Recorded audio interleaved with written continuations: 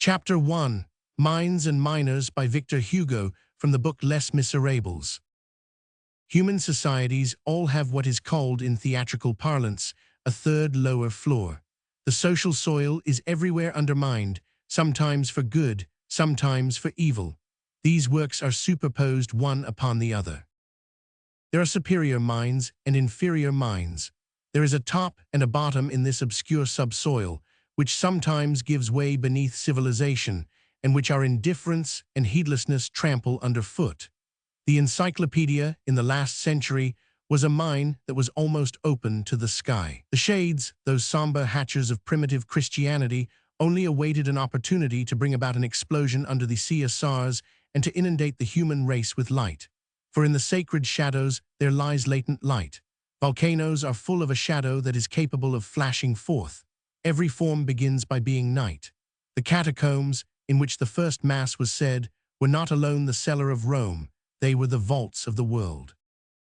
Beneath the social construction, that complicated marvel of a structure, there are excavations of all sorts. There is the religious mine, the philosophical mine, the economic mine, the revolutionary mine. Such and such a pickaxe with the idea, such a pick with ciphers, such another with wrath. People hail and answer each other from one catacomb to another. Utopias travel about underground in the pipes. There they branch out in every direction.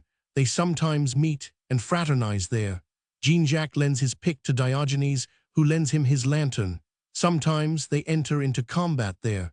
Calvin seizes Socinius by the hair. But nothing arrests nor interrupts the tension of all these energies toward the goal, and the vast, simultaneous activity, which goes and comes, mounts, descends, and mounts again in these obscurities, and which immense unknown swarming slowly transforms the top and the bottom and the inside and the outside.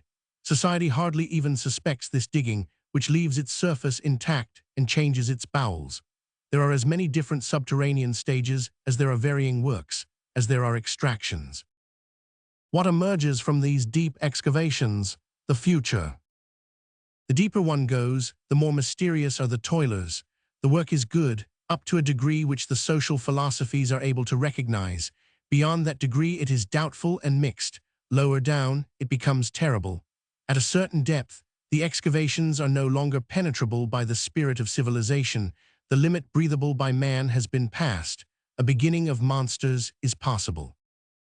The descending scale is a strange one, and each one of the rungs of this ladder corresponds to a stage where philosophy can find foothold, and where one encounters one of these workmen, sometimes divine, sometimes misshapen. Below John Huss there is Luther, below Luther there is Descartes, below Descartes there is Voltaire, below Voltaire there is Condorcet, below Condorcet there is Robespierre, below Robespierre there is Marat, below Marat there is Babeuf, and so it goes on. Lower down, confusedly, at the limit which separates the indistinct from the invisible, one perceives other gloomy men who perhaps do not exist as yet.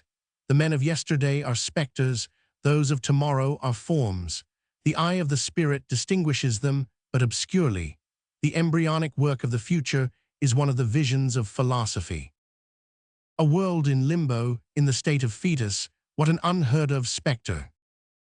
Saint Simon, Owen, Fourier are there also in lateral galleries. Surely, although a divine and invisible chain unknown to themselves binds together all these subterranean pioneers who almost always think themselves isolated, and who are not so, their works vary greatly, and the light of some contrasts with the blaze of others. The first are paradisiacal, the last are tragic. Nevertheless, whatever may be the contrast, all these toilers, from the highest to the most nocturnal, from the wisest to the most foolish, possess one likeness, and this is it, disinterestedness. Marat forgets himself like Jesus. They throw themselves on one side, they omit themselves, they think not of themselves. They have a glance, and that glance seeks the absolute. The first has the whole heavens in his eyes. The last, enigmatical though he may be, has still, beneath his eyelids, the pale beam of the infinite. Venerate the man, whoever he may be, who has this sign, the starry eye. The shadowy eye is the other sign. With it, evil commences. Reflect and tremble in the presence of anyone who has no glance at all. The social order has its black miners. There is a point where depth is tantamount to burial, and where light becomes extinct.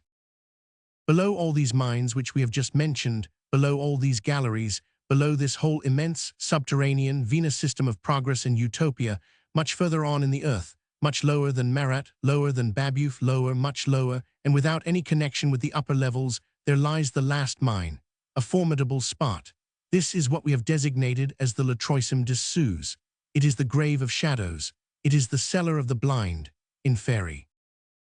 This communicates with the abyss.